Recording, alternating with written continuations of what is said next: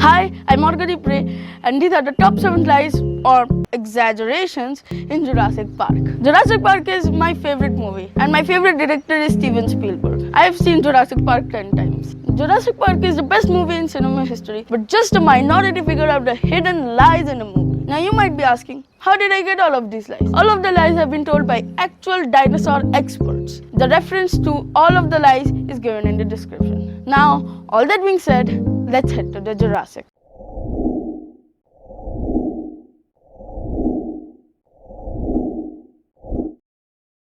In the first scene of Jurassic Park, we met the Brachiosaurus. As it was the first time we saw a dinosaur, it was almost awe-inspiring. But most people don't realize this clip. In this, the Brachiosauruses are drinking water with another type of dinosaur. This dinosaur is known as the Parasaurolophus. It is a herbivore and it is one of the most beautiful dinosaurs in Jurassic Park. I mean, just look at it. It also has a lifespan of 102 years, which is almost the same as a human. Its lifespan is almost the same as a human because its size is also almost the same as a human again. Its height was 4.9 meters, but its length was 10.5 meters. Amber can't survive 65 million years and become fossilized just like a dinosaur bone, preserving the mosquito inside. You see, scientists have tried to track DNA from a mosquito trapped in amber about 10,600 years old, which is way less than 65 million years, and they couldn't track any DNA.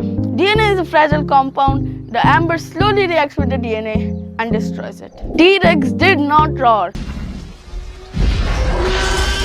In case you didn't know, the sound of a T-Rex was recreated using the roar of a tiger, a trumpet of an elephant, and a hissing of a crocodile. Rex's actual sound was recreated by some scientists in the University of Texas, and the series scanned the skull of a T-Rex and compared it to its close descendants, such as the birds and the alligators. We see that the T-Rex did not roar at all. It just needed to communicate with its fellow T-Rexes in its hunting grounds.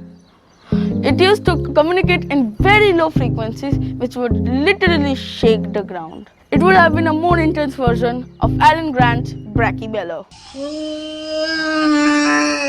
That means Rexy had to have a great sense of hearing, which it did have because of its huge ears. Rexy had the best eyesight and smell. Keep absolutely still. Rexy had to have the best eyesight and smell to survive in the wild because it had to hunt. You can just see the size of its eyes and nose in these two shots. And larger the eyes means sharper the eyesight.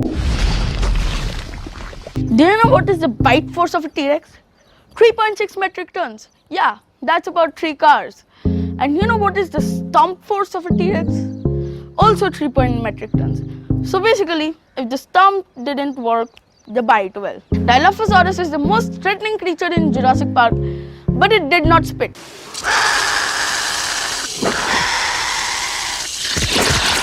And they were much larger, standing at about 2 meters high and 6 meters long. Scientists also believe that they might not have those frills, but the filmmakers made those frills for the dinosaur to look a bit more scary. Velociraptors weren't that big shown in the movie.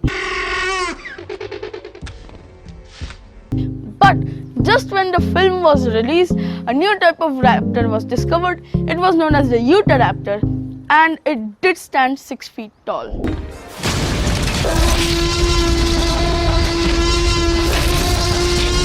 You see, the T-Rex eats in a certain manner over here. This type of feeding is known as inertial feeding.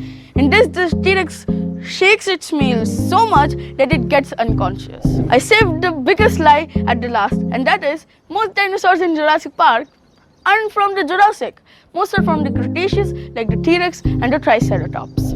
I think you all now know the lies in Jurassic Park, but I also told you some actual facts that were shown in a movie. Cinema is not a documentary, but it's an art, and it can break the laws of physics or make things bigger or scarier. It tells a story, and the story can be real or can be imaginary. And filmmakers put their imagination on the real story to make it better.